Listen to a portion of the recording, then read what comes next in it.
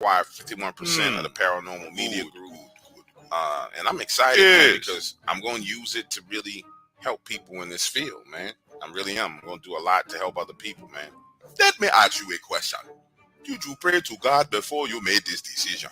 No, let me be specific to you. Did you pray to Jesus Christ before you made this decision? Yeah, I sure did, man. You know, it weighed on me heavily because, Baron, I'm wild. It's part of me want to, always wreck shop, but I don't know, man. It don't seem like the right thing to do. Good. Then put on the full armor of God and get started again. Yes, I am headed back to Bigfoot Island to make sure that everyone gets away safely. They are surrounded by the Bigfoots, but they don't know how to get away. I'll be back soon. When I am done, I will be back to sit with you and we will talk about what is coming.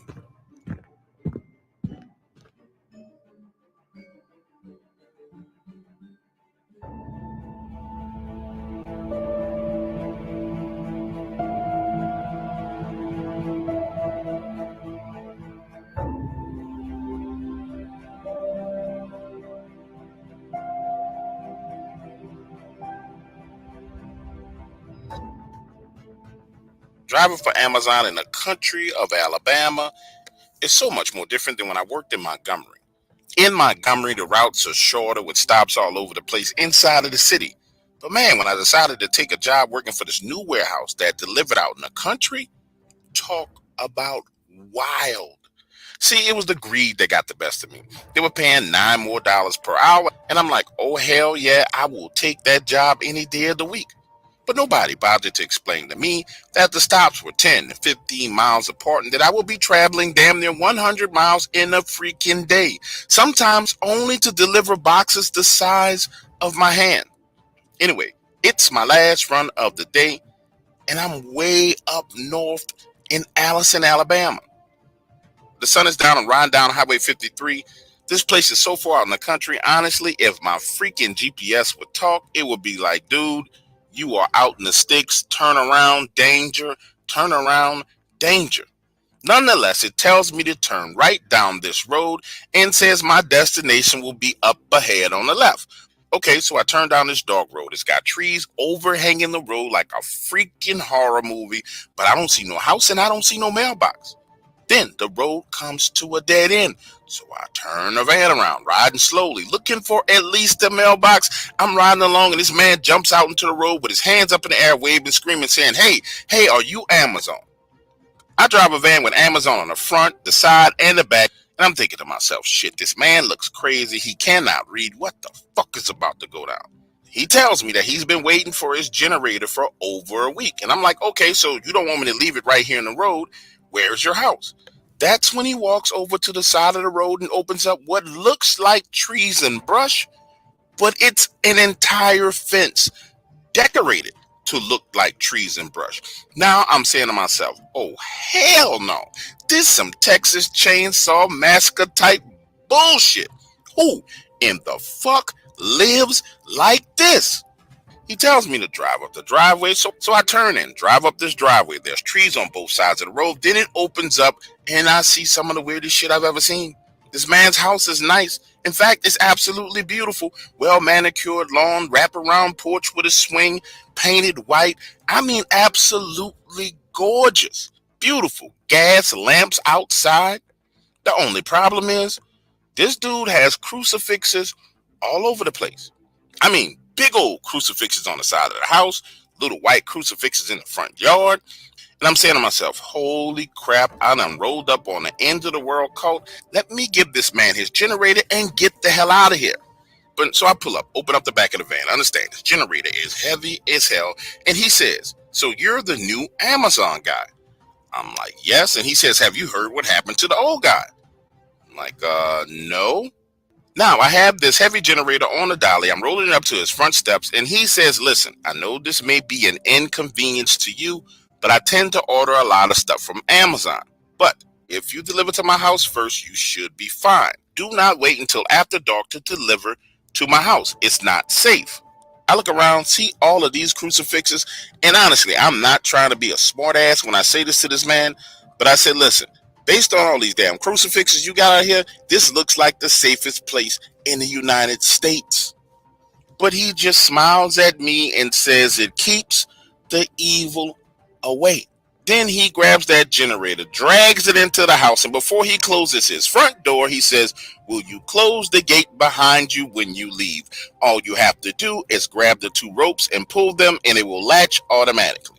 So I hop in my van, drive back down that roadway, park along the road, get out, walk around. So I'm standing there for a split second, marveling at how this man has decorated his front gate. Sure enough, there are 2 ropes there. When you pull them, the gate closes, and he even has this fake foliage that protrudes all the way out and disguises the dirt road underneath it. Imagine the scene. I have to circle around the front of my van to get in and drive off. So I'm in the process of circling around when I hear this yelling, screaming, roaring growl. Scares the bejesus out of me. Hopping in the van, cranking it up, flooring it, pulling away. And when I look through that side view mirror, I swear to you, if I'm lying, I'm flying. There is a giant black wolf standing on 2 legs that walks out into the road. And it's looking at my van. I see the red reflected in its eyes from my tail lights. Listen, this was the first time I delivered to the Mosley's property. The second time, I damn near had a fucking heart attack. Trying to get a lot of dough. Anything is possible. Turn me up in the headphone. Yeah. Trying to get a lot of dough and dirt through all the obstacles, cause anything is possible. Yeah. Oh man, I got a lot of goals. Stack that bread and by my nose. Anything is possible. Yeah. Trying to get a lot of dough and dirt through all the obstacles, cause anything is possible. All right, fast forward. The next day, I'm off work, and the following day, I go in. When I get to the warehouse, I ask my supervisor what happened to the last dude that worked my route. He answers me with this aggravated tone, asking me why. And I tell him, listen, one of the homeowners on my route alluded to something bad happening. I just want to know what's going on. The problem was my supervisor is not the straightest fork in the drawer. Dude is dumb. So he starts to ask me, what do I mean by elude? And I got to go through the process of explaining to him what the word eludes means. And once he has the understanding of exactly what I'm saying, his reply is, oh, nothing happened. But he can't look me in my eyes. So now I'm shifting my head, bending my neck, trying to look him in his eyes. And I'm like, dude, why are you lying? Even with me calling him out, he still can't look me in my eyes. And he says, look, don't worry about it. It's nothing. So a few days pass and there's no deliveries for Mr. Mosley. Then Friday comes around and he's got 2 packages. So I listen, take that shit over to his house first thing in the morning. Understand, this is way out at the end of my route. So I start there and begin working my way backwards. I get to his house, open the gate, and all those crosses in the yard, over 50 of them, are broken, thrown all over the place. Looks like no one's home. So I deliver the packages and leave. Next time I come to the house, the crosses are back in place, and Mr. Mosley is sitting on the porch. I ask him how he's doing. He tells me he had a long, long night. Then he goes on and continues with this coded secret language talk that he had been doing the whole time, saying, you know what? You're smarter than the other gentlemen who work this route. You make adjustments. Life is all about adapting to change. Understand, he's sitting there in a chair, swinging back and forth, and he's got that middle stare looking off into the distance like this man has so much crap on his mind that it's weighing him down. Get this, as I'm leaving his front porch, headed down the driveway to go back to my truck, I notice spent shotgun shells all over the front yard. Stopping, picking one of them up, I say, hey, what you been shooting at like this? That's when he replies, werewolves. But he says it so casually and calm, like nothing was wrong with the words that came out of his mouth. Now, based on what I had saw, that I figured it was a perfect time to ask him what happened to the last guy who worked this route. And he says, oh, you talking about Chris. Man, he was such a good kid. But he couldn't take it anymore. You see, Chris was hard-headed, thought he could do things his way, real stubborn. But he found out things around here don't go the way you want them to just because you think they should go that way. Now I'm poking and prodding him, trying to figure out what happens. And that's when he tells me that Chris, the last driver who had this route, had his van ran off the road by a werewolf, slammed into a tree. Now pause right here in the story for a moment because I know it sounds like a stretch. But remember, I saw this thing with my own two eyes. I did not want to believe that what this man was saying to me was the truth, but I had absolutely no other options based on everything that I saw. And when I say I didn't want to believe, I'm telling you, I didn't want to believe that I was driving into an area every day that when the sun went down, monsters were running around. So I decided right then and there to prove to myself that what Mr. Mosley was saying was pure and utter bullshit. I asked him, hey, do you have a way to get in contact with Chris? And he goes inside, comes back out with Chris's cell phone number written on a piece of paper. I leave, drive my route. Towards the end of the day, when I deliver my last package, I call Chris on the phone, but there's no answer, and his voicemail is full. Next time I'm at the warehouse, I ask my supervisor about him again, and he gets angry, tells me to stop asking him questions about Chris. Listen, over the next few days, Mr. Mosley has no packages, so I'm just moving back and forth, going on about my business, and I'm kind of trying to put the whole situation out of my head when I get a call from an unknown number. When I answer, it's Chris, and I may have jumped down his throat too fast. And I tell him, listen, bro, I work your old route. Mr. Mosley gave me your number, told me something bad went down, and I just need to know what happened because I'm on this route. Look, Chris's response completely and totally fucked me up because the first thing he says is, have you seen the men with the military backpacks yet? And I'm like, no, I haven't seen anybody with any backpacks. And he says, good, because they are the handlers. He says, if you don't see them, then you are fine. But the moment you come in contact with them, understand, be careful what you say, because they are the ones that control the werewolves. I know it sounds crazy, but I'm just telling you my story. Chris goes on to explain to me that the thing that ran his truck off the road was actually sent after him. And I'm like, by who and why? Right then and there, in the middle of me asking him that question, not only does my cell phone hang up, but the damn cell phone restarts itself and goes into safe mode, almost as if someone was telling me that I needed to get my ass off the phone with Chris. It wasn't safe. Imagine a scene. I'm there driving along in my truck thinking to myself, yo, this is some straight up cloak and dagger bullshit. I have absolutely no interest in this whatsoever. All I'm trying to do is make my deliveries and make my money. This is some bullshit.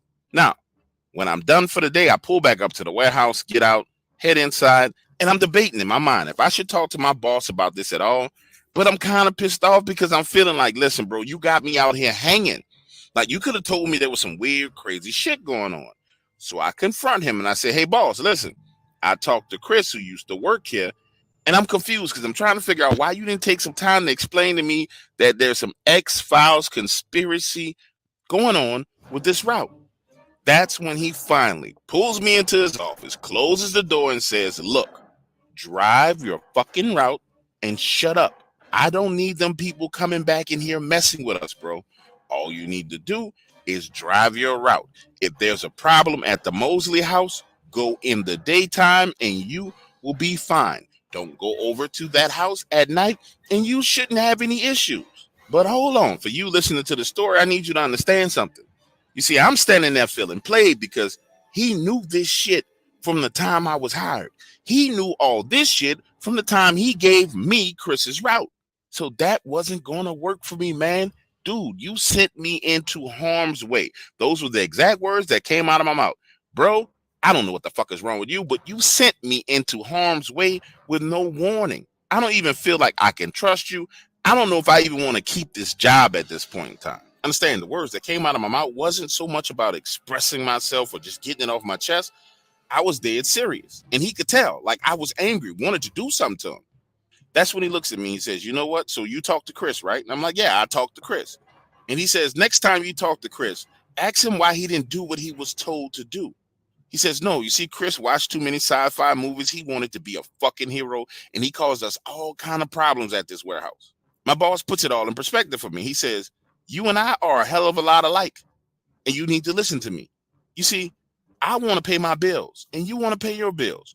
You took this job because of the raise, and that's the only reason why you took it. Be honest with yourself. Same reason why I took the managerial job was because of the raise. And what happened to Chris? Chris brought it upon himself. As long as you understand that, you will be fine. Listen, now that I understood exactly what the hell was going down, I wasn't trying to be in the middle of none of that crap. So I continued working my route, making Mr. Mosley's house my first stop, and then working my way back all the way to the warehouse. A month passes with absolutely no issues whatsoever.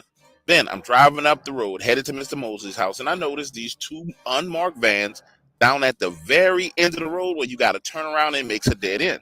I get out, open the gate, drive up in the driveway, and Mr. Mosley is outside boarding up broken windows. And I'm like, Mr. M, what the hell is going on?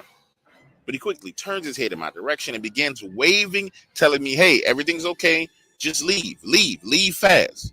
I'm walking up to his porch with his package, trying to talk to him, and this guy comes walking around the side of the house. 6'7", slender, bald-headed, cargo pants on, black t-shirt, side arm on his right leg.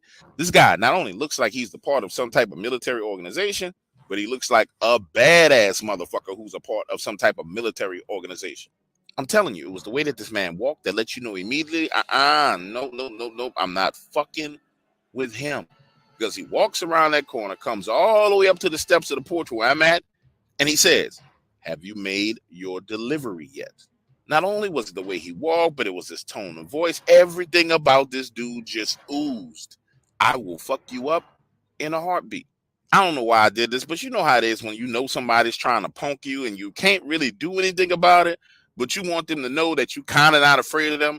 So I'm slowly putting the package on the ground, looking up at him, and he says, drop the package before I fuck you up and leave. Now imagine the scene. I done dropped those two packages right there on the third step. I'm backing away from him, and I'm like, yo, Mr. M, you okay? You need anything? Is everything all right? And he reluctantly looks back and tells me he's fine. So I leave, finish my route. Another month passes, and this man has not had a package ordered whatsoever. And understand, Mr. Moses was the kind of guy who had 3-4 deliveries per week. But all of a sudden, nothing. So much so that I have to shift my route back to being a normal route. And it kind of gets to the point to where I completely forget about Mr. Mosley. Then one day I pull up to the warehouse, I'm checking the logs, and sure enough, I got a delivery for him. I'm actually excited because I kind of want to know what the hell happened when I left. So I head on over to the house, and when I get there, the fence is no longer camouflaged and disguised. There's an actual mailbox right there off the road, and the fence itself is open. Now I'm driving up the driveway. The house is painted blue. The crosses are gone. I park the van, take the package out, and as I'm walking up to the steps, I realize, wait, this is Mr. Moses' address, but this package is not addressed to him. So I decide to knock on the door. Do. Amazon, this lady comes to the door. When I ask her about Mr. Mosley, she says that the previous renter died and that her and her daughter had just moved in and they were excited about renting this house. Listen, I'm standing there looking at this lady saying to myself, what the fuck do you mean Mr. Mosley died? Listen, I asked her how Mr. Mosley died, and she explains to me that she didn't know. She just saw the house for rent and decided to rent it. And when she came and did the walkthrough, the gentleman who showed her the house told her that the previous renter recently died. Now, this is where it gets scary for me. Now, this right here is where it gets scary for me. I leave. I'm driving up the road, headed back to Highway 53, and two black vans block the road. And the same dude who I saw on the porch gets out, walks up to the driver's side door, and says, Mr. Johnson, you know what happens to curious cats, right? They start to lose their 9 lives. I throw my hands up in there. I said, listen, bro, I don't know what's going on, but whatever y'all doing, y'all do. I'm just trying to make my money. Understand, this man is staring at me with death in his eyes. And he says, I'm glad you and I have an understanding. Be careful, Mr. Johnson. Then they allow me to leave. Another 2 months pass and I don't have another delivery for that address. Then when one comes and I go to the house, there's another person living there. And I ask about the previous renter, and they say that they moved and left all of their furniture in the house. When I get back to the warehouse, there's this fine ass white girl. I mean, yoga fine, has access to the entire database. She knows where every package has come from and where every package is going. Now get this, I buy her lunch and ask her for a favor. I wanted to know exactly how many different people ordered packages to that particular address. She agrees to look it up for me while we sit there and have lunch. It turns out that every 3 to 5 months, it looked like someone new moved into that house. Now, straight up, I'm not telling you that I know what the fuck is going on, but I'm just telling you what I saw. I tried to call Chris back and just hold the conversation with him about the whole situation again, but it kept going to voicemail. So here's what I think, and it's only based on what I've seen. Those people are doing some kind of training or experimentation right there on that property. Understand, I still drive that exact same route. I still go to that house. And in the past 9 months, there have been 4 new residents that have lived there. Listen, I don't know what type of training it is or the purpose of it or who's behind it. But all I can tell you is what I saw and what I think is going on. You decide the rest for yourself.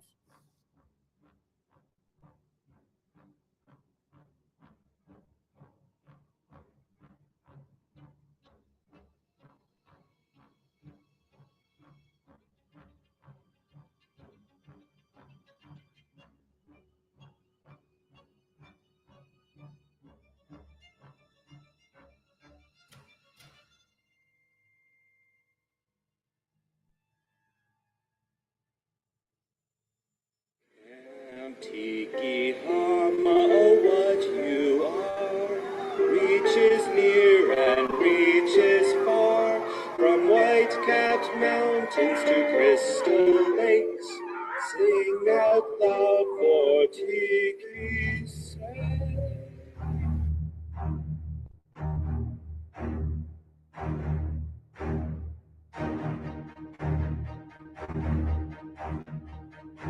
There be werewolves in these mountains. That's exactly what the camp counselor said while we are all sitting around the fire at summer camp. Did I believe him? Hell no. Was he right? You bet your ass he was. We're 2 weeks in the summer camp. It's fishing day, and all the campers in the camp have certain times of day that they go fishing, kind of like a class schedule, where our time is from 6 p.m. to 7 p.m. And just so you understand how our camp was set up, it's based on the south shore of a lake. On the north side of that lake is a mountain range. On the east and the west is nothing but woods. Now, before I tell a story, do not bother asking me the name of this camp because it's still operational. And there is absolutely no way I'm telling you this location because I don't want some crazy retard going to the camp, provoking these things, and God forbid, causing someone's child to come up missing. Now, with that being said, these events are etched into my mind forever. We're there in canoes on the lake. It is a total of 10 kids and 3 counselors. There are 4 kids and 1 counselor in one canoe, 4 kids and 1 counselor in a second canoe. And then there is myself, Fat Billy, and Kevin, my favorite counselor, in another canoe. Now, a little bit about Kevin. Kevin literally looked like Patrick Swayze, had that same flowing, beautiful hair. And when I tell you that I looked up to this dude, I thought he was the coolest person on the planet.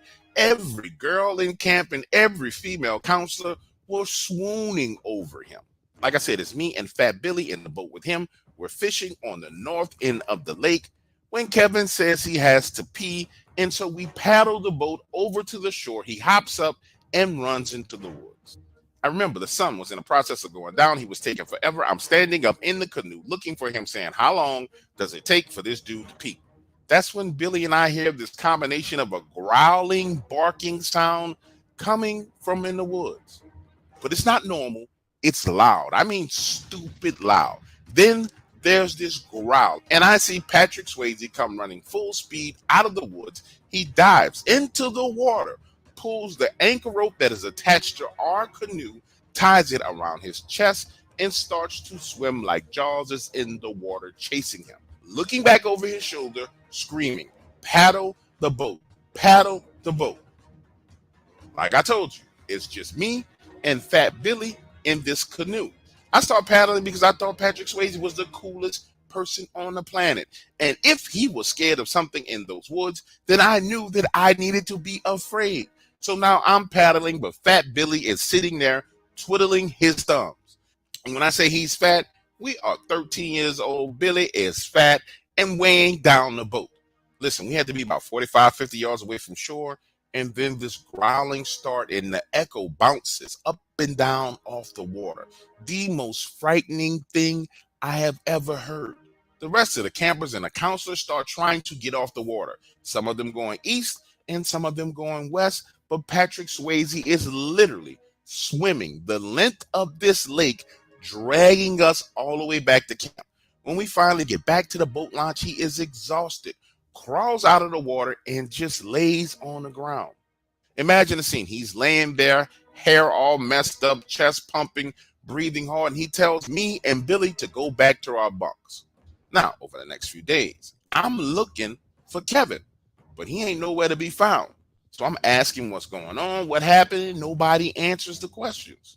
Get this, the following year, we come back to camp. We're there for about 2.5, 3 weeks, and then all of a sudden, they send everybody home. I mean, call everybody's parents to come pick us up.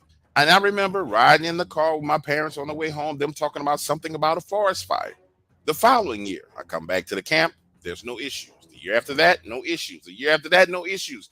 That next year, I decide that I'm going to take a job as a counselor at the camp. We're there having a camp counselors meeting before the kids arrive. The director is going through his protocol about how to make sure the kids are safe and blah, blah, blah, blah, blah.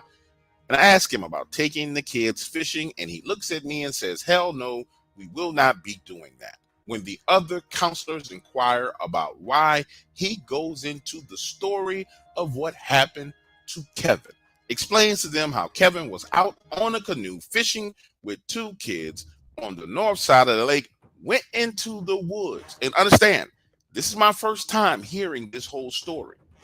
He went into the woods to take a pee, realized that he had to do more than pee, leaned his back up against a tree, pulled his pants down, took a poop.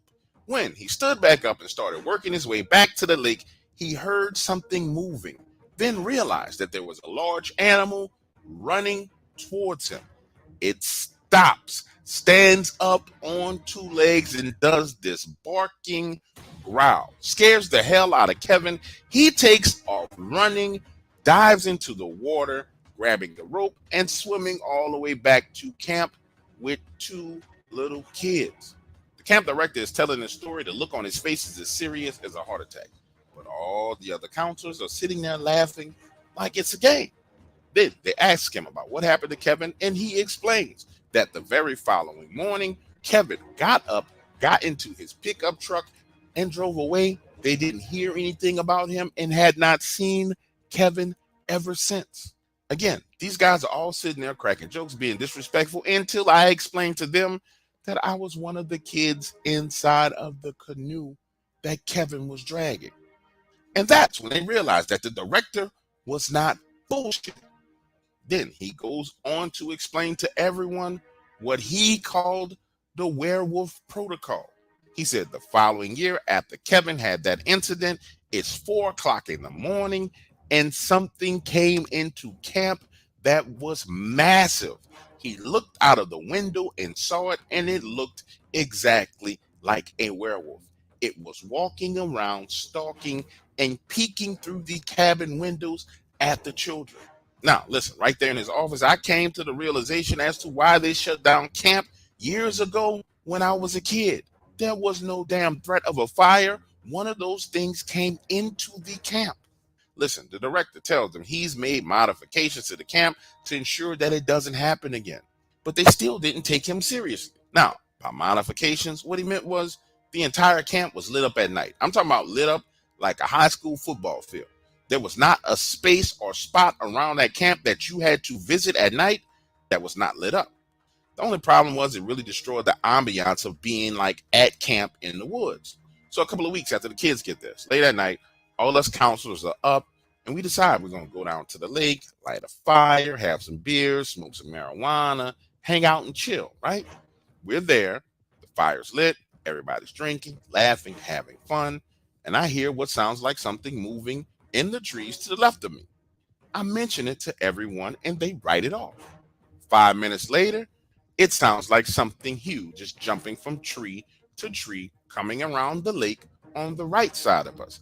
And I stand up telling them, listen, I think it's time for us to go back into the light and get away from this area. None of them want to listen, so I leave them there. Head back to my bunk, lay down, go to sleep.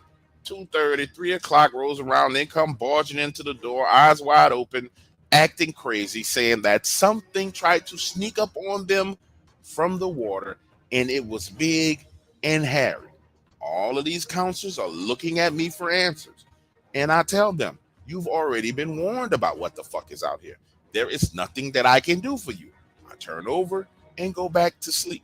I remember this super clear. It was exactly 14 days after that happened at the boat launch that the director shut the camp down.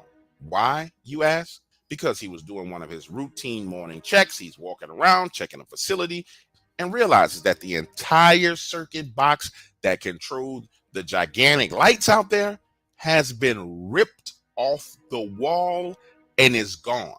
When I tell you, he walked into our bunk, told us to go to our assigned children and tell them to start packing all of their shit because he is shutting the camp down because there are no lights. This man was serious. Everybody was leaving that camp by nightfall. And when I say everybody, I mean everybody, even kids whose parents he couldn't get in contact with. He took them home with him. That's how serious this man was about the things that were going on around that camp. Listen, after that, I went off to college and started working on getting my degree. I know for a fact that camp is still there. I know for a fact that he still directs that camp. But I can tell you one damn thing for sure. If it's open when I have kids, there's no way in hell my children are going to that camp. No way in hell.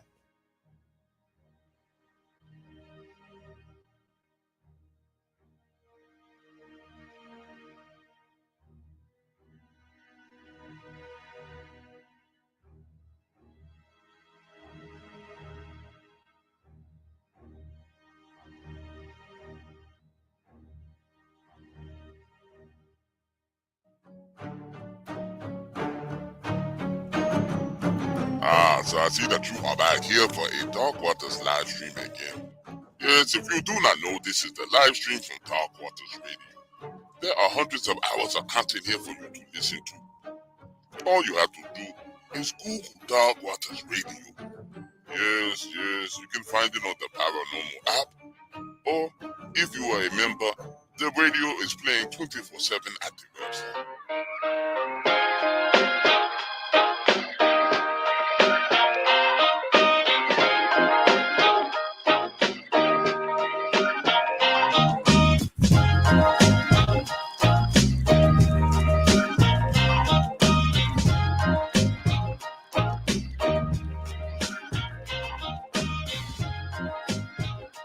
My Dogman encounter happened on my 19th birthday, which is why I could never forget these events. It was supposed to be a wonderful day. My parents were out of town in Hawaii. I had the house to myself. My girlfriend and I were going to go swimming in the pool, then hang out at home alone. Then it all went straight downhill. And while that day was rolling and sliding and grinding downhill, it got slammed and smashed against rocks and trees and ended up a twisted wreck of all my hopes and dreams. Imagine the scene. My parents leave the day before. So that night, I'm home alone, get some sleep, get up early. My plan is to ride into town, get some burgers, fries, soda, chips, snacks for the two of us.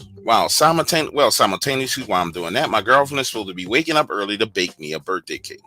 The plan was for me to head on over to her house at 12 noon, pick her up, and then we head back over to my place. Now that you understand how the day was supposed to go, let me tell you exactly how it went. I'm out of the door at 9:30 a.m., headed to the store. I'm driving in my dad's truck, get to the store, park it away from every other car because my dad is a fanatic about his truck. Go into the store, get my stuff, come back out. There was a scratch on this man's pickup truck that goes from the front driver's side wheel well all the way to the freaking driver's side door. This is not a normal scratch.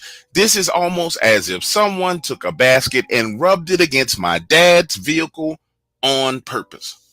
Imagine a scene. I'm standing there in the parking lot with those plastic bags in my hand, looking at this scratch saying, holy crap. If my father sees this, he is going to flip out and blow his wig. So now I'm inside the vehicle, sitting there calling the insurance agent, telling him what happened. And the insurance agent explains to me that my father has a $250 deductible, so it will only cost me $250 to get this scratch fixed. I go on to explain to him that my dad is out of town. I was driving his vehicle. I have $250, but this scratch needs to be repaired within the next 5 days. He clicks over, calls one of his friends who owns a body shop, tells that guy that I need to have this done immediately, and they go about making the arrangements for me to take that truck over to them this very same day. Now, in my mind, the problem solved. I just got to figure out how I'm going to get his truck over there and get a ride back. But nonetheless, my girlfriend Emma is supposed to be with me in a few hours, so I'm thinking, okay, this is what I'm going to do. I'm going to head back home, take these groceries, put them in the refrigerator, go over to Emma's house, pick her up. Emma's going to drive my mom's car. I'm going to drive the truck. We're going to drop it off at the shop, come back, and have a fun day. Nope. Because when I go over to Emma's house and I knock on the front door, her parents are in the middle of having one of those arguments. I'm talking about one of those furniture moving arguments. You can hear it outside of the house. Imagine a scene. I'm ringing the doorbell, ding dong, ding dong, ding dong, and I hear her dad screaming. That door swings open, and this man has rage in his eyes. Now, pause right here in the story. I don't know if you ever been in a situation where you was dating a man's daughter, and then he comes to the door angry at his wife with rage in his eyes, and you're the first thing that he sees. All I'm explaining to you is this. That is not a situation you want to be in. He comes storming out of the door, bumps my shoulder, walks outside, circles around the front of the house.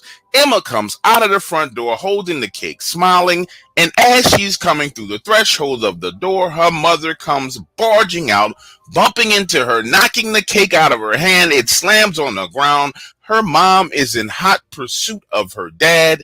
I'm watching the cake fall. Emma's eyes are instantly filling up with tears. The next thing I know, she is screaming at her parents, calling them childish and immature because they are always arguing and can't get along, and she tells them they are better off if they are divorced. Understand, my birthday cake that she just made is laying there flat on the ground outside of the house. The plate that it was on is broken on the ground. I'm thinking me and Emma need to pick this up and clean it up, but she doesn't care. She walks out to go get inside of the vehicle and says, come on, let's go. And so now the two of us are in my mom's car. I done already did enough damage to my dad's vehicle. I'm scared to even drive it. We drive away from my house, head up the road. She is screaming, angry, crying, going through all of these freaking emotions and having a meltdown. Now understand, the area that we live in is extremely rural, and I want to comfort her. So I see this little dirt road that turns off into the woods right off the highway. So I turn off the highway onto that dirt road, pull the vehicle to a stop, hop out, walk around the front side of the vehicle, open the door, pull her out of the car, and hug her, trying to get her to calm down. I'm standing there holding Emma. She's crying like a little baby, saying she's so tired of the way her parents behave and that they get on her nerves and that she just wished that the two of them were divorced. I'm standing there holding her, listening to this, and my eyes catch a glimpse of movement in the woods. Again, so you'll understand everything that's going on. The driver's side door of my mother's car is open. The car is still running. The passenger side door of my mother's car is open. The two of us are standing in between the space between the open passenger side door. Her back is to the woods. I am facing the woods. I am looking over the hood of the car and into those woods, and I see movement. And then my eyes lock in on what looks like another set of eyes in the trees. Initially, I'm like, okay, this has been a traumatic day. Now you're in the woods and you're seeing things. Then those eyes look to the left and then look to the right, then look back at me. And I realize that these are real eyes. So now I'm focusing in, trying to figure out what the hell this is. And I start to make out the shape of a head, ears, and a snout. And so now I'm thinking to myself, okay, this looks like a giant wolf head. That's what's going through my mind. This looks like a giant wolf head. She is crying and sobbing and wetting up my shirt. And then this thing does something that leaves absolutely no doubt. It pushes his head through the tree limbs and leaves and literally shows me its face. And when I tell you, I see a long snout, I see the ripples on the snout, I see these yellow eyes with a black pupil, and these sharp, pointy ears, and it's just looking at me. Our eyes are locked right then and there for a solid 3 seconds, and now I understand that there is something there looking at us. Understand this is a delicate situation. Emma is there having a meltdown, and I'm looking at a freaking werewolf. So I grab her by her shoulders, turn her body, slide her into the vehicle, close the door, and now I slowly. So now I'm walking around the front of the vehicle with my hands up in the air saying, listen, Wolfman, I don't know what the hell you are or where you came from, but I'm sorry if I interrupted whatever you're doing, but I'm leaving. I'm leaving. I'm leaving. I'm leaving. I keep saying I'm leaving. I'm leaving all the way until I get into the vehicle and put it in reverse and back out of there. Understand, I've backed the vehicle back out onto the road. I'm driving away, and Emma is looking at me like I have lost my mind. But we spend the rest of that time riding in silence. I could not wrap my thoughts around what I just saw, and you add in all the rest of the drama for the day. It was absolutely too much for me. So we get to my parents' house. I hop in my dad's truck, drive it over to the repair shop, which just so happens to be 18 miles away, turn around, drive my mother's vehicle back to the house, and by the time I get home, man, I am wore out and tired. I done forgot it's my 19th birthday. In fact, I don't even care that it's my birthday. All I want to do is lay down and take a nap. And if it wasn't for Emma, I tell you, this would have been my worst birthday ever. But she took all the stuff that I had bought, cooked us burgers, made me go outside and hang out at the pool, eat the food. We listened to music and laughed and joked around. A couple of hours later, the two of us fall asleep watching TV on the sofa. We wake up the next morning, have some breakfast, and chill. Now, here's the messed up thing about the whole situation. Emma stayed with me for 3 straight days and her parents didn't call her looking for her or didn't even seem worried about her. Not once. Now, as far as my dad's truck goes, it didn't get fixed in time. So I had to fess up and man up and tell him exactly what happened. I'm expecting this man to spaz out and lose it, but he doesn't seem mad at all. He just says, you paid the deductible? And I tell him yes. It's in the shop? And I tell him yes. He says, okay, well, whenever it comes out, just let me know. Now, talk about being surprised. He completely caught me aback with this one. But I think I know exactly what happened. You see, him and my mom had an entire week to play house together. So I really think my dad was in a good mood. He didn't really give a damn about that truck.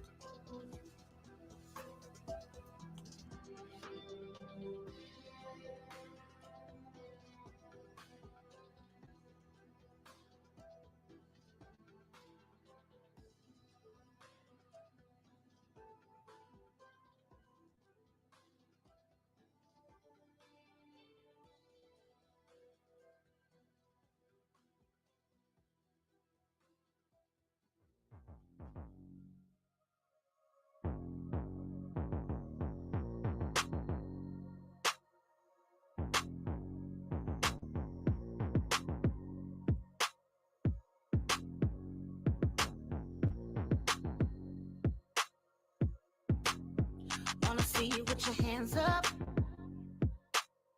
going straight to the sky. Let me see you put your hands up, cause we do till we die and we on another level. To the rest, wave goodbye, put baguettes in the bezel. Man, I'm ashamed to even mention how I ended up in this situation all alone, dazed and confused. What made it worse was I saw 2 of these things, man. But let me take you back to how it all started. It was my friend Willis, yes, a white boy named Willis, who came over to my house blowing his horn at 9 p.m. to pick me up. Willis, who liked to be called Will for short because people constantly made fun of him, was God's gift to mechanics. The kind of person who grew up with a wrench in his hand and could fix anything, a lawnmower, a motorbike, a car, you name it, he just knew how to fix it. So when it came down to cars, they were his first love. And he was a true speed demon behind the wheel. So when he got his hands on a 1967 classic Chevy Corvette, just for pennies on the dollar, and started working on it, I already knew he was going to be a monster on the highway.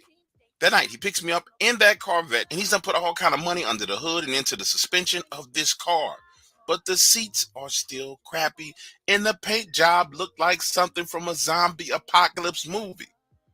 But let me tell you, when this boy hit the gas, man, felt like you were flying on a rocket ship.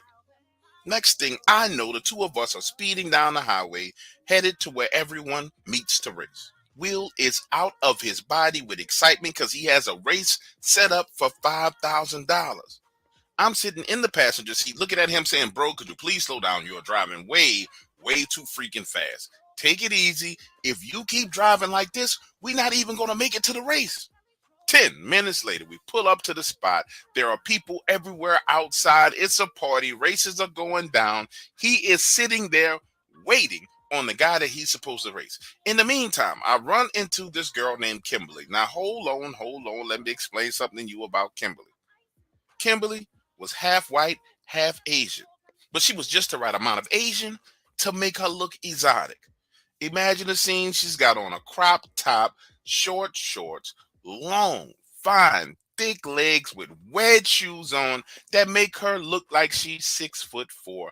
I am hitting on her. We start having drinks, having a wonderful time. Next thing you know, the two of us end up in the back of my partner Brian's van.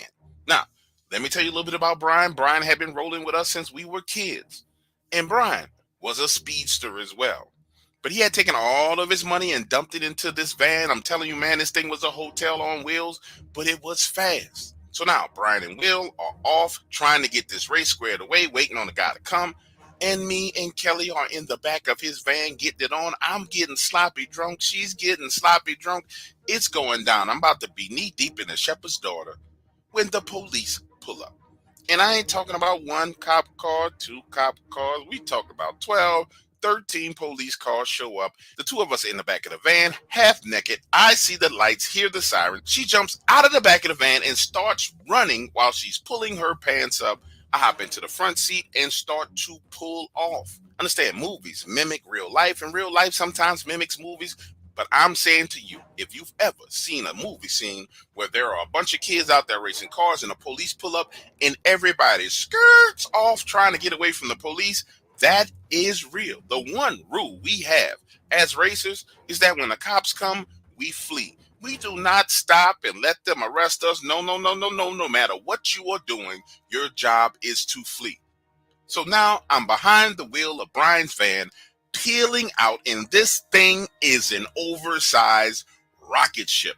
I'm trying to position myself between all of the rest of the cars to get back to the main street, but a cop car cuts me off, forcing me to go down this dirt road. Now, pause right here in the story. I done been down this road before. I knew exactly where it took me to, so I am flying down this dirt road, doing no less than 85 miles an hour. It's bumpy, and I'm moving. Looking through the rearview mirror, that cop car who had cut me off looks as if it's turning to go in a different direction to chase after someone else, but I'm not taking any chances.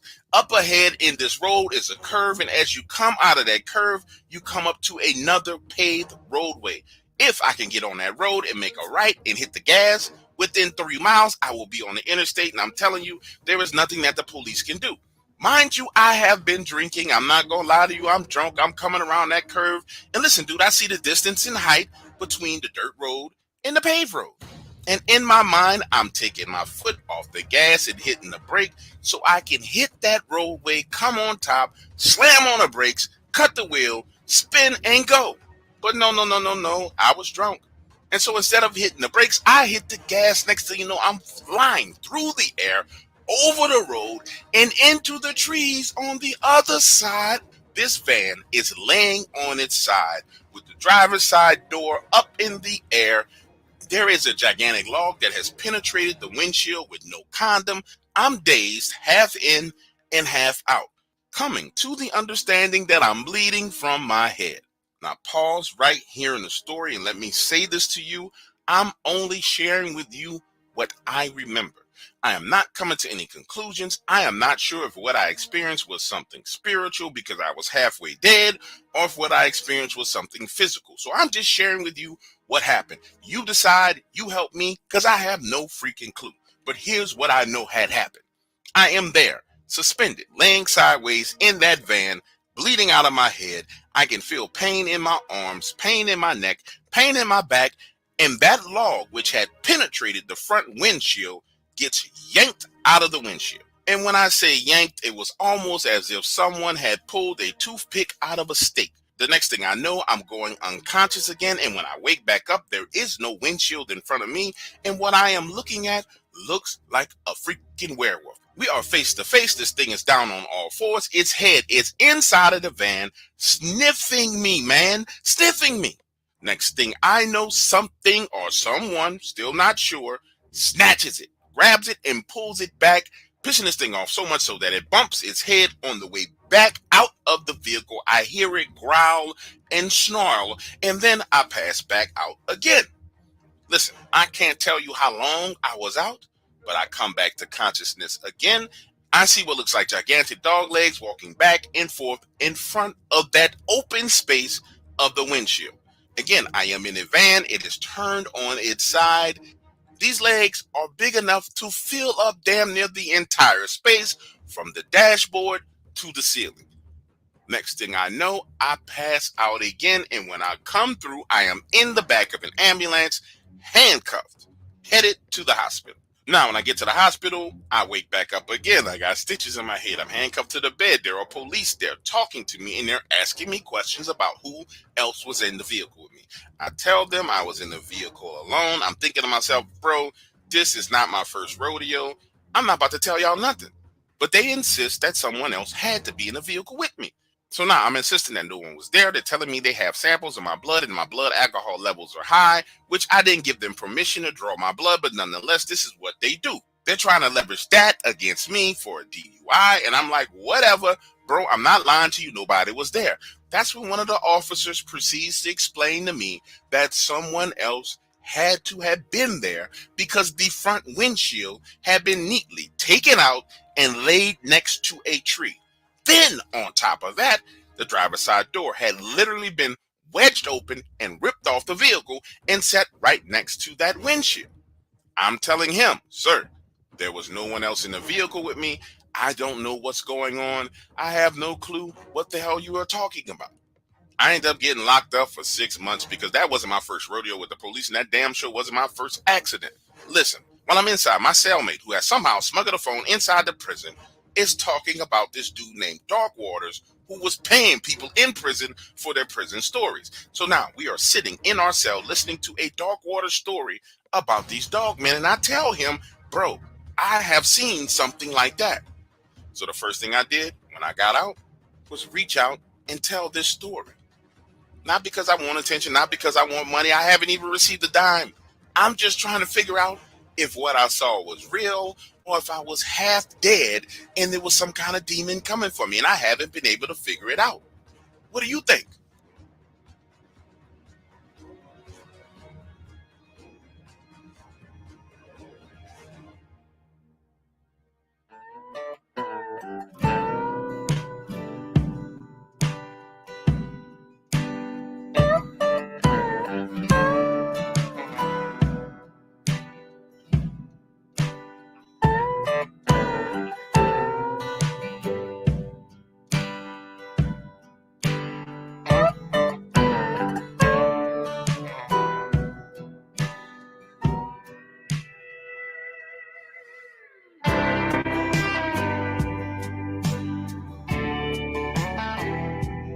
Before I start the story, let me say this. I knew about Dogman before I ever heard of a Dogman encounter. In fact, I knew about Dogman before I even knew it was called Dogman. Because my grandmother here in the Appalachians used to call it the wolf of the fog.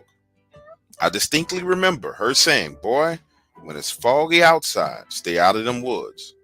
And her going on to explain to me that there were multiple things in the woods that would take you when you least expected it. Now, as I grew older and became a man and started spending time in the woods hunting, her words began to fade away. And you know how it is, man. I was 23 years old in the prime of my youth, and I thought I was invincible. Well, turns out, I was just stupid. Because this particular morning, I'm not in my right mind. My girlfriend and I having a spat. She's on some next level crazy foolishness. Just arguing because she needs attention. We spent the previous night on the phone with her just aggravating and digging at me for no reason whatsoever. And in turn, I didn't get much sleep. Now imagine the scene. I'm restless. It's 6:30 in the morning and she calls me again, telling me that she wants to come over because we need to talk. And I'm not sure if you ever found yourself in a situation where you just wanted to flee, run and get away. That's how I was. I just wanted to get away from it all. And my solace when everything was going wrong in my life has always been the woods. However, when I open my front door and walk outside, it's this dense fog everywhere. But like I told you before, I wasn't in my right mind. So I just keep walking, trapped in thoughts, not thinking about anything except for why in the hell is she acting this way. A few minutes later, I cross the road and walk into the woods. And I want to be clear with you. Walking into these woods, even though it was fog, it wasn't scary to me at all. These woods across the street from my house were my second home. So I'm just walking along the trail. I've been on this trail for years, could walk it and find it with my eyes closed. Even traveled this thing at night, never had an issue finding my way back home.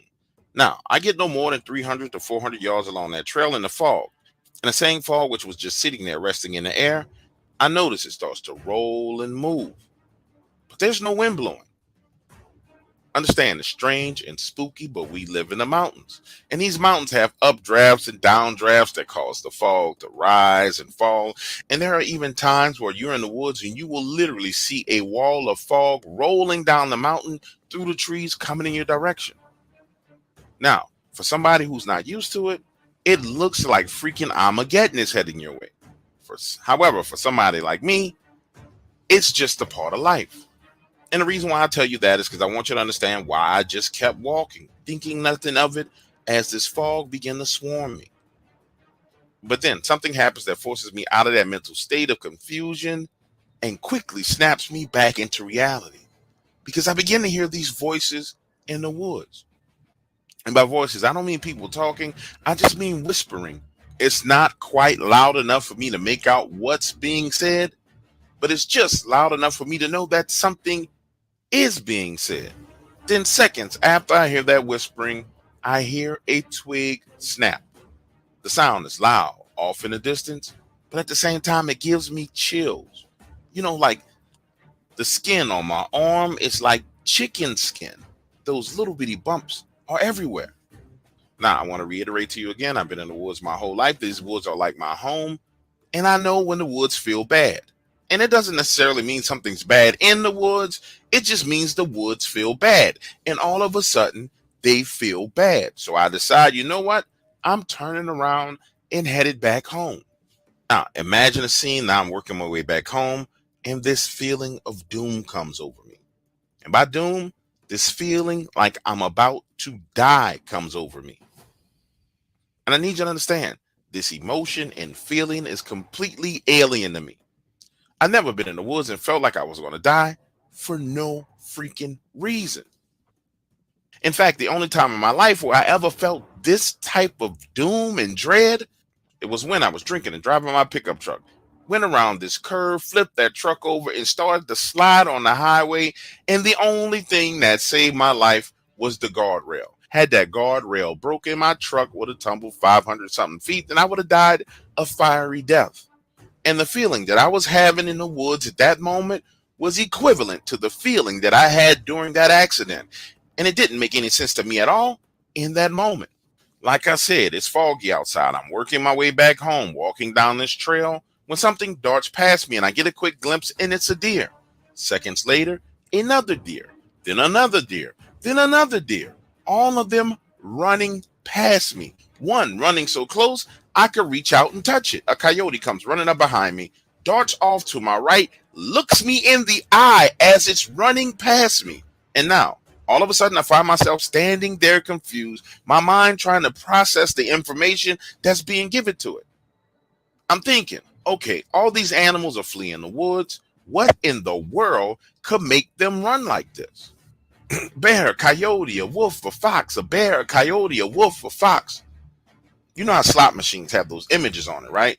You pull the handle and it's got like cherries and grapes and numbers, and it rolls and it scrolls and it circles and it circles. And as it slows down, you start to see these different symbols. Well, that's kind of what's going on in my mind. Images are rolling through my mind and I'm trying to process and figure out what in the world could be causing this. Now, I need you to understand, to be clear with you, I hadn't even realized that I stopped walking.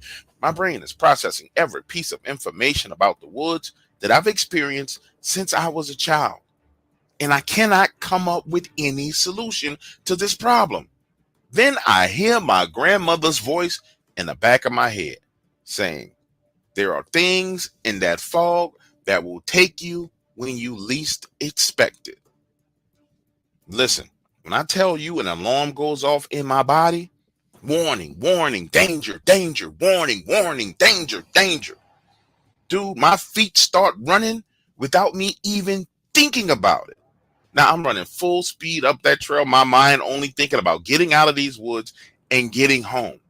About 5 minutes later, I emerge out of the woods, make a sharp right, and run across the street to my front porch.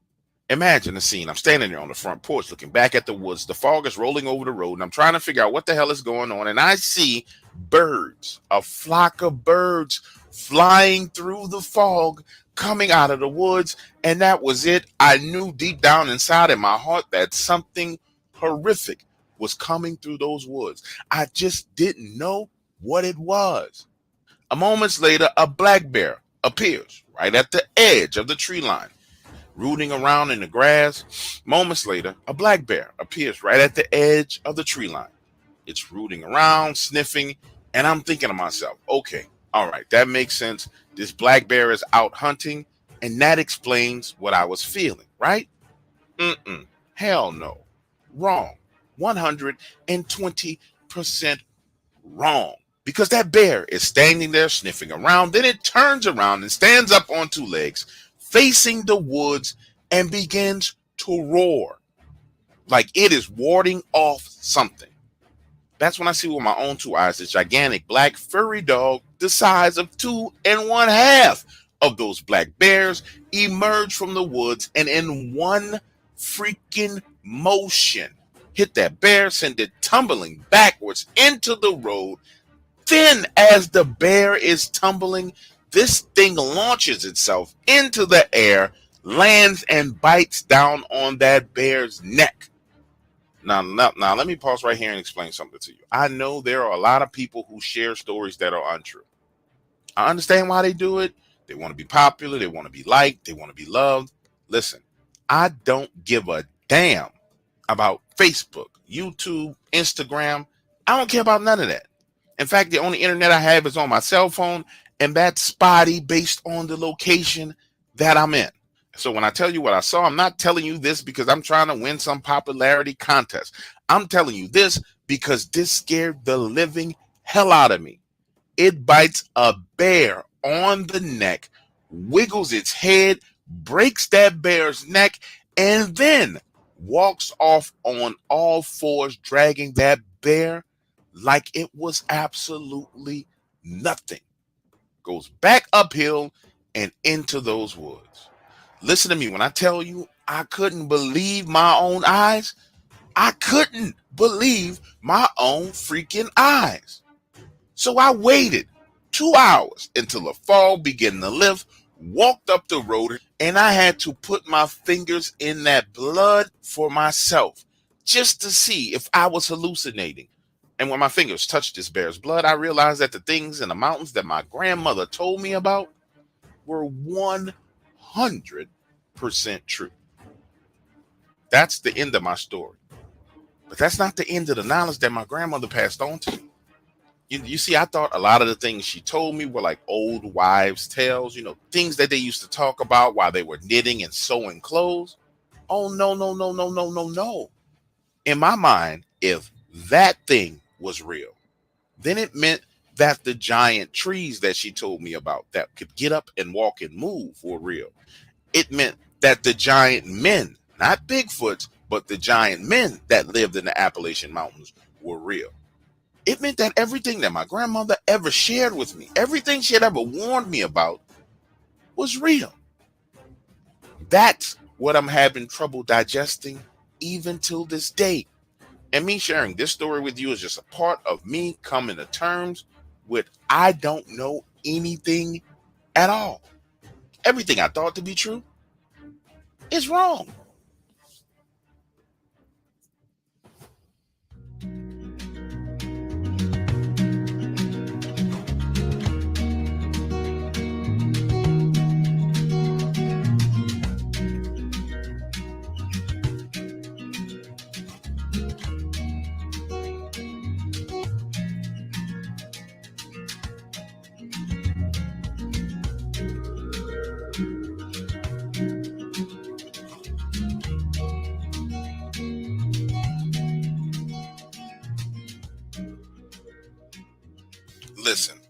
After what me and my brother experienced, this was my last time going elk hunting.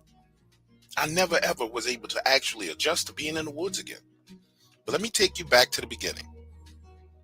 My brother and I have been hunting since we were 9 years old. Got turned on to elk hunting in our early 20s. And for his 35th birthday, we decided to go to New Mexico on an elk hunting expedition. And listen, when I tell you the events of this trip, I will absolutely never forget. I won't, because it changed the way I see the world entirely. Now, this expedition cost us $8,000 and it gave us access to private land. In fact, 3,500 acres of private land in New Mexico. The way it worked was you hop on a plane, rent a car, head to the area, and they take you out, drop you off in the woods for 3 days, leaving you with a GPS phone and a GPS tracker. If you needed to leave for any reason, you were supposed to call them using that GPS phone, and they guaranteed that they will be there within an hour to extract you, no matter what, no matter what time, day or night. Look, this is how it went down. We got to the location about 9, 10 o'clock that morning, had a little bit to eat, went through all of their emergency training, and then they took us out and dropped us off in the middle, the middle of nowhere at 3 p.m. Imagine me and my brother are hurrying, trying to get our tent set up, knowing that sundown is headed our way. That night, we sleep in the tents, get up early in the morning, and head out to start hunting. So, that next morning by 9 a.m., it's full light outside. My brother and I are set up in the thick trees and brush, and we start sending out calls trying to catch the attention of a bull elk. The way it was going was simple. He makes the first call, we wait 10 minutes. Then he makes a second call, and we wait 10 minutes. Now, it was on his third call when he made this super aggressive challenge bugle that must have gotten this thing's attention. Because I see this giant black figure hauling tail down the side of this ridge. Look, at first, I'm thinking it's an elk based on the sheer size of it. Then I decided to look through my scope. And listen, that's when I realized it wasn't an elk. So now I'm thinking to myself, man, maybe this is a bear. Maybe we done called in a bear and it's running down on us. But I take another closer look. Now my brother makes another aggressive call. Mind you, I'm still there looking through the scope, trying to identify this thing when it stops running and stands up on 2 legs. Have you ever found yourself in a situation where you were seeing something, but you weren't quite sure if you were exactly seeing what you thought you saw? That's the situation that I was in. I take my eyes out of that scope and then look back in, and this thing is standing on 2 legs. He blows another call, and I'm like, Teddy, whatever you do, stop, please, stop blowing those calls. Looking back through the scope, I tell you, this thing is looking in our direction. Now, I'm not saying it was looking at me through the scope because I don't believe it could do that, but I'm telling you, it was looking directly at us. Next thing you know, it drops down on all fours and it comes further down that ridge. When it comes off of that ridge, it goes into this gigantic clump of trees and we lose it.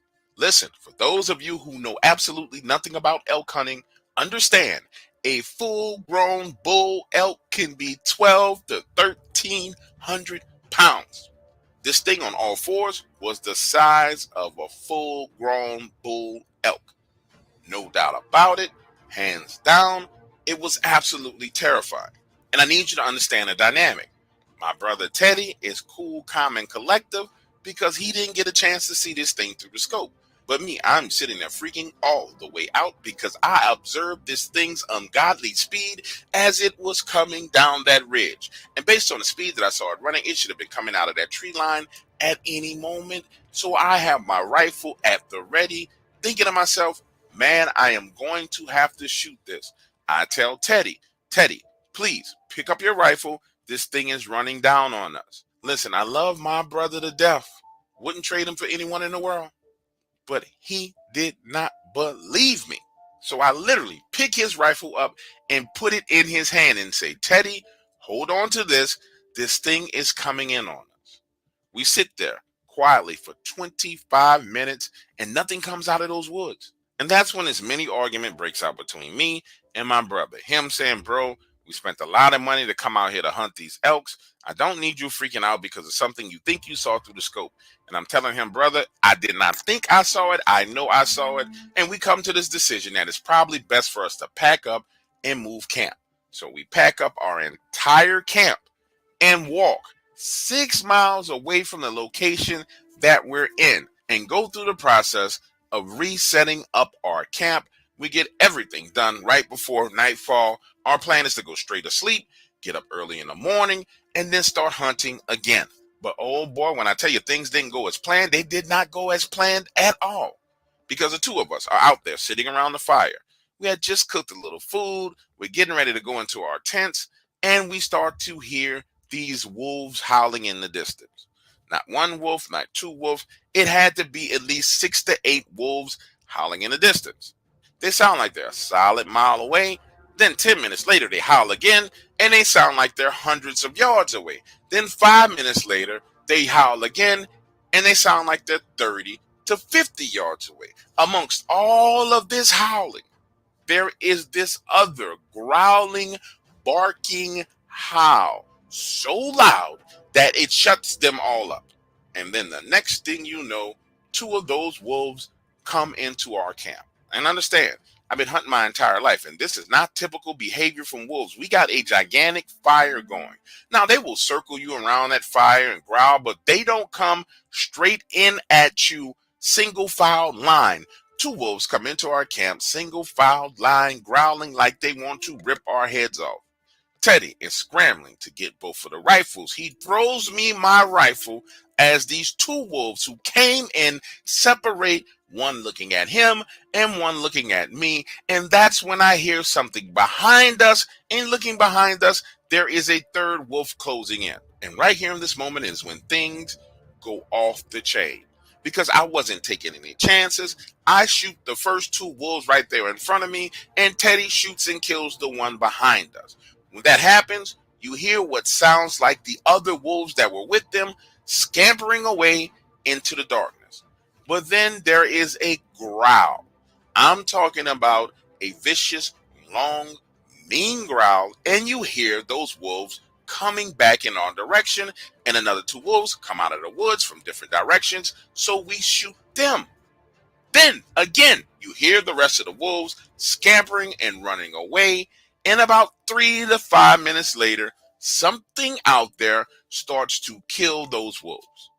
Hands down, no doubt about it, you hear the snarling, the growling, the yelping, something starts killing those woods, and then everything goes silent. So imagine a scene, my brother and I are now sitting in chairs, back to back, right next to the fire, adrenaline pumping, heart beating, trying to figure out what in the world is going on, and we hear something circling us. This is not a wolf. It's not on 4 legs. It is on 2 legs, and it is circling us fast like water going down a drain. The circles that it's making are getting closer and closer and closer and closer to us. And then I get a glimpse of this thing by the firelight, and it is a giant freaking black wolf standing on 2 legs, and its head is bigger than my entire upper body. I tell Teddy, listen, bro, if this thing comes out of these woods, we are going to shoot, and we will not stop shooting until it is dead. Then Teddy gets a glimpse of it by his flashlight and completely freaks all the way out. I'm talking about shaking, shivering, stuttering his words, terrified by what he sees. It provokes so much fear in us that he starts to take pot shots, wasting ammunition. I tell him, Teddy, I want you to calm down because I think this thing is trying to get us to run out of ammunition. You are shooting at it. This goes on the entire night. It's circling us, bluff charging us, trying to get one of us to run and separate it. The entire night until the sun comes up. I need you to understand that is from 9, 10, 11, 12, 1, 2, 3, 4, 5, 6:30 in the morning. This thing harassed the 2 of us, trying to get us to split up, trying to get us to make a mistake. And I'll tell you, anybody else who had no experience in the woods would have got up and ran. The only reason why my brother and I are alive today is because we have been hunting since we are 9 years old and we know predatory behavior. Imagine the scene. The sun is up. We have dead wolves laying on the ground all around us, blood spilled everywhere, flies are everywhere, and we go out into the woods just to look around and see what the hell was going on. And that's when we discovered the other wolves with their heads ripped off, legs ripped off, giant bite marks in them, tails ripped off completely. I mean, ripped off. Listen, Teddy says, bro, nobody's going to believe this. I'm going to take pictures of these wolves on my cell phone. So he starts taking pictures while I get on that sat phone and call for a pickup. We have to sit there for an hour and a half before these guys drive all the way out to our location and pick us up. The minute we get inside the vehicle, the minute they get to our camp, they look around, we start telling them what happened. These guys start freaking out. They start helping us pack our stuff and they say, look, we have to go. We have to go right now. Teddy and I are trying to get answers from them. They are not answering questions. Listen, we get all the way back to what they consider their base camp. We're standing there talking to them, showing them pictures of what happened to these wolves. And the guy says, hey man, delete all those pictures. That is bad for business. Delete the pictures. Now him and Teddy are fussing about the pictures in Teddy's phone. He offers us a full refund in exchange for deleting those pictures and not talking about it whatsoever. Understand the situation my brother and I were in. We spent this entire time being terrified. So we took that refund, deleted those pictures, and came back home. This is the craziest thing. Teddy, who's got to be insane, went back the following year with 6 of his other friends to hunt elks at the same location. They tried and tried and tried to talk me into doing it, but I told them hell to the no. No, after seeing that, I'm not going anywhere near New Mexico. And you shouldn't either, Teddy. But they went and didn't have a freaking problem in the world.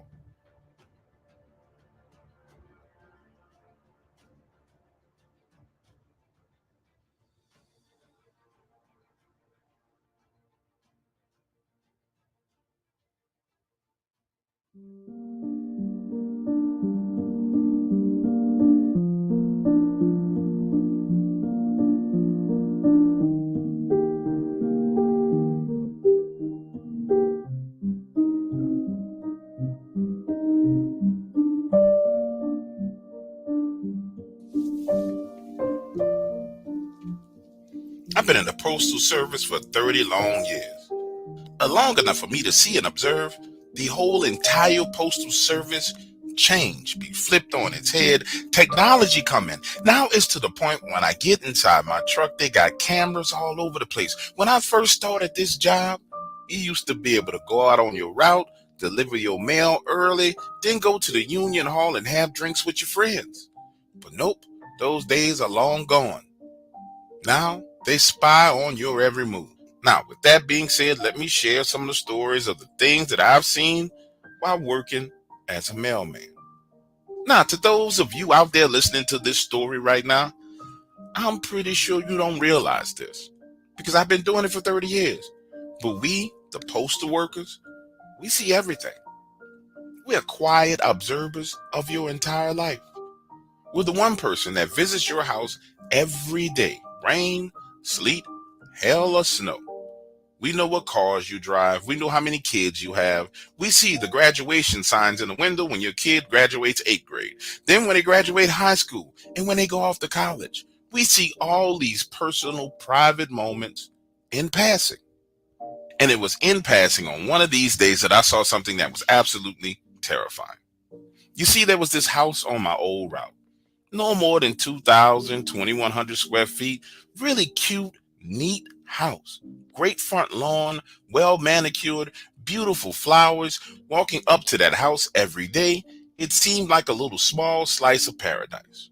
Well, one day I get this package. I need to get a signature on it. So I walk up to the front door and knock. There are 2 cars in the driveway. I know that someone's home. I'm standing there knocking on the door, ringing on the doorbell.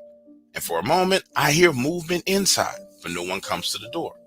And this house had one of those huge picture windows, like one gigantic window with blinds and curtains. So I ease on over to that window, peek my head in, and I see the most beautiful, gorgeous woman in the living room laying on the floor doing stretches.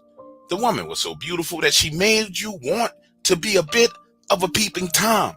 So I'm standing there watching her for a moment, and that's when I noticed this gray, smoky mist. And at first I'm looking at it and saying to myself, nah, that's a reflection from the sunlight. But I move my head to the right and then back to the left, and it's this gray, smoky mist in the shape of a man. It's standing literally right next to her as she's exercising and stretching on the floor. I look at it, and then this humanoid shape turns, looks at me, and disappears. Understand the emotions I'm going through at that moment. I'm not supposed to be peeking in this woman's window in the first place, and now I'm seeing this gray, smoky, misty, humanoid figure. That's too much for me. I head back over to the front door, knock on it one more time, and as I'm walking away, this beautiful woman opens the door. I mean, absolutely excited, a gigantic smile on her face saying, thank you so much. I've been waiting on this package for weeks. She signs for the package, gives me a beautiful smile, closes the door, and I turn around and go about my business. The next day, I'm back on my route. They got some mail. I deliver it, think nothing of it. And then about a solid week passes of me just dropping off regular mail. Nothing special, dropping it in their box, going on about my business. And they get another package that needs a signature. This time I walk up to the house, knock on the door, and this huge, muscular, handsome guy opens the door. I say, sir, I got a package for you. Need you to sign right here. How are you doing today? Now pause right here in the story. Have you ever asked the person the question, how are you today? And been under the impression that it's a rhetorical question, like, we're not going to have no whole conversation based around how you're doing. It's just kind of being polite. How are you? They're supposed to say, I'm fine. I'm supposed to give you your package, turn around and go about my business. Well, that didn't happen. I say, how are you? And this man lets out all of his business. I mean, every little bit of his business. He says, man, I'm having a rough time. So I'm standing there listening to him. He's going through how he's having problems at his job, how he's having problems at home with his wife, how he's sleeping on the sofa and things are going well, how their dog is sick with cancer, and he goes on and on and on with all of these negative experiences. And then as he gets to the bottom of the list, the very, very bottom of the list, he says, man, I think I'm going crazy. Imagine the scene. I'm standing there with my mail bag slung over the front of my chest. This heavy mail is hot as hog piss outside. And I'm trying my best just to give this man some attention because clearly he's having a meltdown. That's when he says, man, I've been seeing something in his house. It's like this gray smoke that moves from room to room, and it's just got me all messed up. I don't know what's going on. I interject and I say, sir, are you talking about like a gray humanoid misty figure? And he says, yes, almost like a gray shadow that walks from the bathroom into the kitchen. It comes up and down the stairs. And right then in that moment is when I go on to admit to him what I did. Last week, I came to your house to deliver a package. I was knocking on the door. I heard noise inside, so I decided to peep through the window. Your wife was there doing her exercise on the floor. And when I say that, his eyebrow kind of lifts up like, what you doing looking at my wife? And I tell him, no. I was just trying to see if someone was at home. But sir, while I was looking through that window, I saw a gray, humanoid, smoky mist standing right next to your wife while she was exercising. He looks at me and says, so are you telling me that I'm not going crazy, that what I'm seeing is real? I tell him, sir, I don't even know you. I have no reason to lie to you. I'm just telling you what I saw. Now, he has the package in his hand. I have the paperwork already signed. So he just turns and closes the door. I go on about my business. Another week passes of me just delivering mail, not paying attention to anything that's going on. That whole situation slips my mind. And then one day I'm walking up to his house. He's outside cutting the grass. And my man has the biggest smile on his face I've ever seen. He comes over to me and he says, hey, what's your name? I tell him my name. And he says, you know what? I want to thank you because for real, I thought I was going crazy. But it turns out you were right. There was something inside of our house. And he goes on to explain to me that he had a friend come over that was a preacher, and that the preacher saw exactly what he was talking about. And they went through the process of cleaning his house out. And ever since his house was cleaned out, everything has gotten better. He's no longer sleeping on the sofa. His wife is more attentive to him. The dog died, but they got another dog. And he's like, man, things at work are going better. I'm so excited. Now, understand, I'm just a mailman, baby. I don't know nothing about what he's talking about. But what I do know is that man's life seemed to have gotten better after he dealt with whatever the hell he needed to deal with. But as I go on to tell you these stories, understand, I'm just sharing with you my encounters. I don't know anything. I'm just a mailman, baby.